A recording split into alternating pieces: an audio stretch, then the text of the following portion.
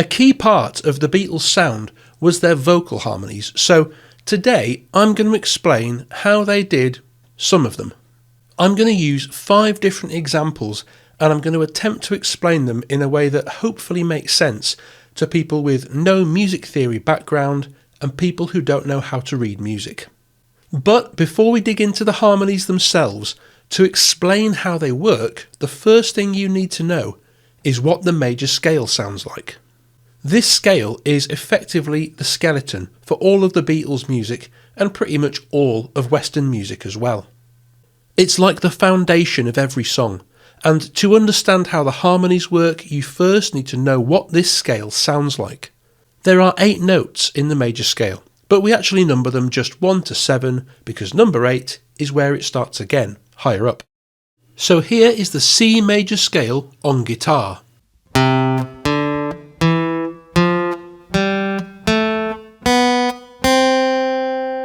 And if you haven't got the major scale memorised, you can learn it pretty easily by just singing a few of the nonsense words from Come On Eileen. Toora-loo-ra, toora-loo-ra.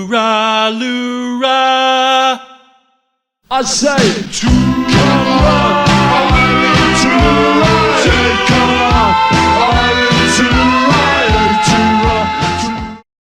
That is just walking up the major scale 1 number at a time. Those notes, 1 to 7, repeat on and on to infinity, both up and down, far out of the range of human hearing. And we call every repeat of those 7 notes an octave. So we're just going to put a list of 3 full scales or 3 octaves here on the left of the screen. And throughout this video, we're going to use this to show how the Beatle harmonies work. Let's start with harmony number 1. 2 numbers up. This is one of the simplest forms of harmony. And to demonstrate it, I'm going to use the chorus from Lucy in the Sky with Diamonds. Now this is in the key of G, and so here are the 8 notes we have available. La la la la la la la la. What John Lennon sings, the main melody part, goes like this. Lucy in the sky with diamonds. Lucy in the sky with diamonds. It's pretty much just going backwards down the scale from note 1. So what we're going to do is keep that shape exactly the same, but we're going to move it up 2 numbers on the scale. So instead of starting on note 1, we're going to start on note 3, and that will be Paul McCartney's harmony part. So here's the higher harmony part on its own, just literally copied and pasted 2 numbers higher.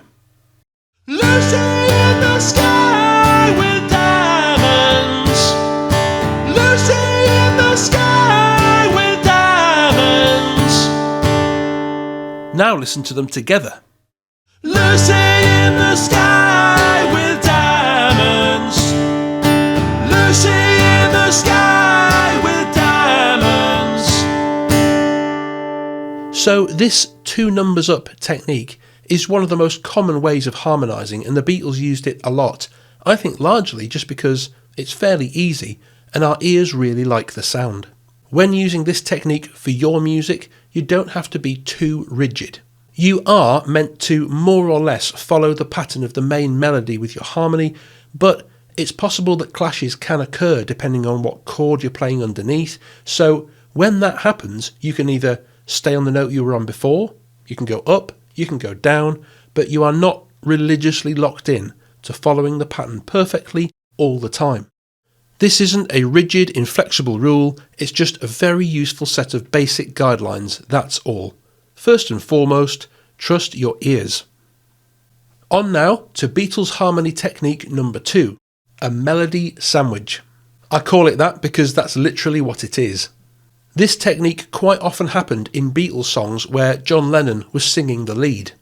Lennon would sing the melody in the middle, Paul would sing a 2 numbers up harmony above John, following the pattern, and George would sing one underneath Lennon, often 3 numbers down.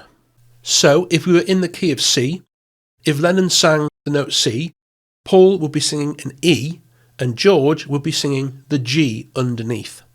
So let's do that example. Here is Lennon's note, C. La. Now let's add McCartney's note on top, which is up 2, that's an E. La. And now let's add George's note underneath, which is down 3 notes, that's a G. La. And there you have, in its simplest form, the Beatles' melody sandwich. And as they moved through the song, they would all more or less stick to the exact shape outlined by John in the melody. The song Nowhere Man is a great example of this. He's a real nowhere man, living in his nowhere land. That one is really hard to do well. And there are also, in the earlier catalogue, just 1 or 2 moments where the Beatles were actually miles out of tune. If you want to hear the Beatles, by modern standards at least, absolutely butchering the melody sandwich, go listen to a song called Yes It Is. Ew, we're red tonight. Remember what I said tonight. The melody sandwich is one of the most signature Beatles harmony types, and particularly in that arrangement of John singing melody, Paul singing high harmony, and George singing low harmony. As I've already mentioned, this 3-part harmony would more or less follow the shape of the melody. They didn't always follow the shape of the melody when harmonising, however. Sometimes they did other stuff, which brings us on to harmony type number 3, low Lennons. And this is our first encounter with something called counter melody. And that's where the harmony doesn't actually follow the shape of the main melody, but it does something different. Which of course is a bit of an oversimplification, but you get the idea. The 2 parts are not locked together. Paul had the highest voice of the Beatles and would often sing a very high vocal line that had actually been written by and intended for John, because sometimes it was just too much of a stretch. You can hear this in the anthology on the song No Reply, where in an outtake Lennon is trying to hit that high A and just can't get anywhere near it. We then hear on the CD Paul ends up taking over that high part, and at the end of that track Lennon says, "We've figured out what to do." On the final version of No Reply that was actually released, Lennon had given the main melody for just that section over to Paul, and he himself had switched to singing a different counter melody underneath. I saw the light! I saw the light! This actually happens many times in the Beatles catalogue, and because it's Lennon who usually can't hit those high notes, it's also usually him who comes up with the different harmony underneath, hence the name Low Lennons. Another great example of low Lennon harmonies is If I Fell from the Hard Day's Night album. On this song, Lennon's vocal part bounces around constantly, filling in different roles in different places. For the opening section he sings lead, and then when the first verse kicks in, he sings a lower harmony, once again handing over the high notes to Paul. But when Lennon switches to a lower harmony, he's not actually harmonising with Paul. He's singing a harmony part with the bass notes of the chord sequence. Throughout the verses, Lennon switches back and forth between these low Lennon harmony parts and then rejoining Paul singing the main melody part in unison. If I give my heart to you, I must be sure from the very start that you would love me more than her. On now to harmony type number 4, which I call the Fanfare. In reality, this technique is actually called oblique motion, but because it reminds me of old trumpet fanfares in royal courts in old movies from the 80s, I call it the Fanfare.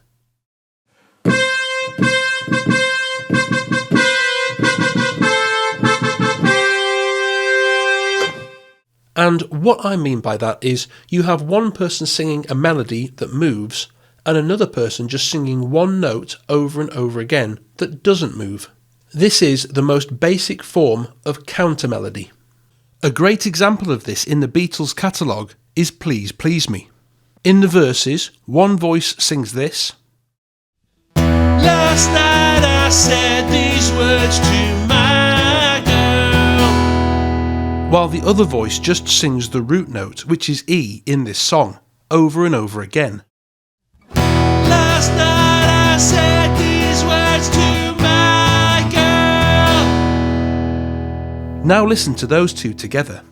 Last night I said these words to my girl.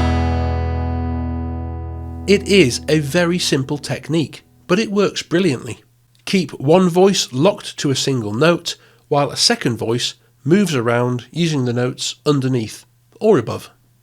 The Beatles also did this on the chorus of All You Need Is Love.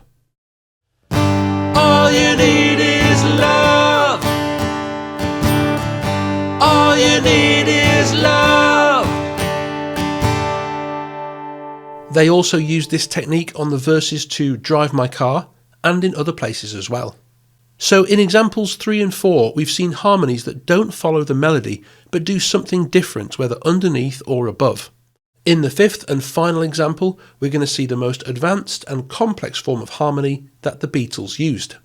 And I call this double counter melody. This is where the main melody sings a certain pattern. In the Beatles, that would often be John.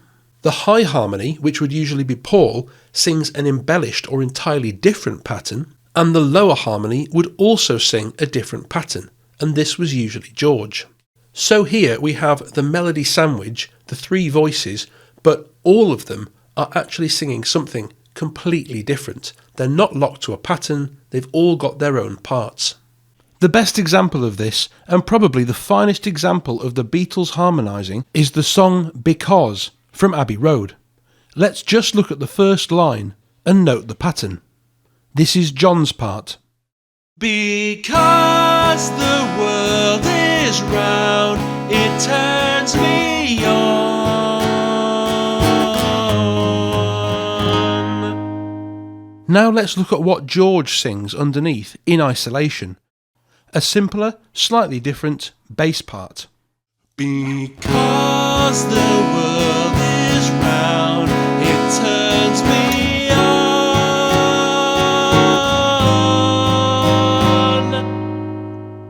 And now here's Paul's higher harmony with embellishments and different movements again. Because the world is round, it turns me on.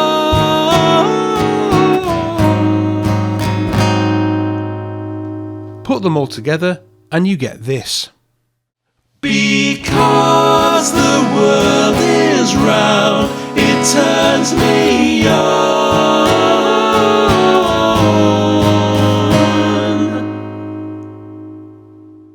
And so, that's just 5 of the harmony techniques used by the Beatles. I hope that's been helpful, and for some of you guys who don't read music, I hope the way I've represented that on the screen has kind of made sense. Best of luck to all of you as you experiment around and start figuring out your own harmonies to use on your own songs. If you're brand new to this, the first thing I would say you need to do is learn to sing that major scale by memory, because that is the key that unlocks pretty much everything else in music. And once you've learned that major scale, once you've got it completely ingrained, you can then start stepping out and experimenting using the 2 steps up method, which is the first example in this video and probably the simplest and easiest one to begin with. Thanks so much for watching, have fun with that, and as always, I'll see you next time.